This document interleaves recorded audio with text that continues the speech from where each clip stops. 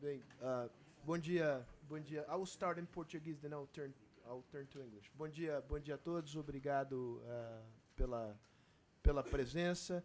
Uh, before I, antes de eu passar a palavra pro Bill, que representa aqui o German Marshall Fund, let me make a couple of announcements concerning the rules of the game here. We will have four panels. Each panel will run for 90 minutes. The first 30 minutes of the panel, the panelists will make initial presentations. Then, for another 30 minutes, the moderator will moderate a debate among the panelists. And in the final 30 minutes of each panel, the audience will be allowed to make concise and intelligent questions to the participants, right? So, yeah, if you need to choose conciseness, right? All right. And a special thank you for all of the panelists who have come a long way to Brazil. Some people came from California, from San Francisco. Corey, thank you so much for your effort to be here. And some from Rio de Janeiro.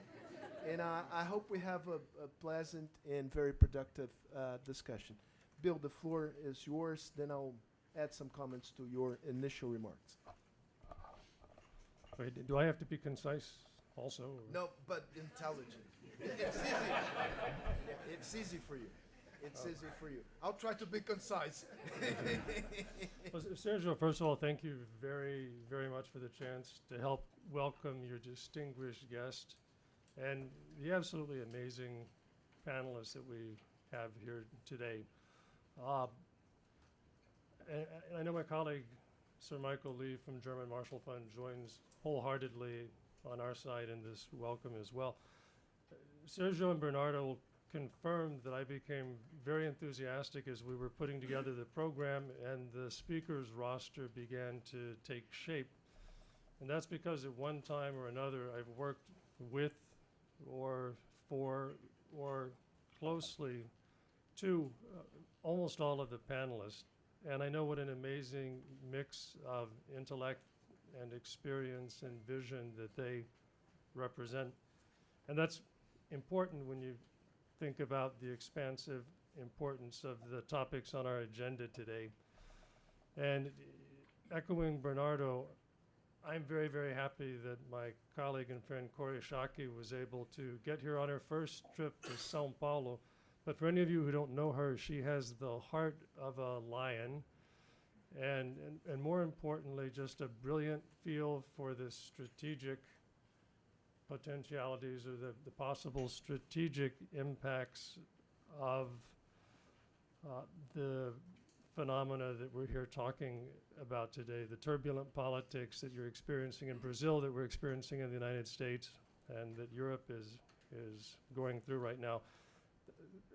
30 years ago, Sergio, we could have, or not you and me, but maybe our fathers, we could have talked about looking ahead at the future because you could reasonably think in linear terms and come up with some reasonable predictions about where we would be in the medium term. But that's all very, very different today because the line of sight is less direct and it's less clear. And instead of looking ahead, we really find ourselves looking around corners or looking around curves or looking in cracks and crevices. And the problem is a lot of them at the same time. And decision makers, whether they're in business or in government, are having to work with a lot of variables that they don't control and a lot of variables that they don't understand, but they have to make decisions anyway. And all of this is happening at a time of forced transparency among societies all over the world, even societies organized along very different lines. And these decision makers are being judged, and societies are getting a lot more skeptical about the effectiveness of the way leaders and institutions are protecting their interests. And that's true whether you're talking about security or economic opportunity or even cultural identity. And almost everywhere you're seeing signs of popular revolts against elites or revolts against what are perceived as failures of elite decision making.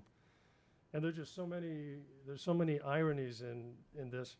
As my GMF colleague Ian Lesser was noting the other day, some of today's most galvanizing issues, like terrorism for the United States and Europe, probably are not in themselves existential threats to our democracies.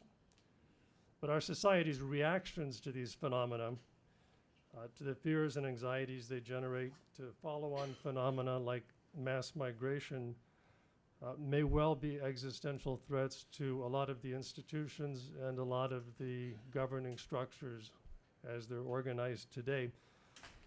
And for me, maybe the best example is the European Union, because in truth, I think it's probably the greatest single geopolitical achievement of the last 70 years, even as it remains a work in progress.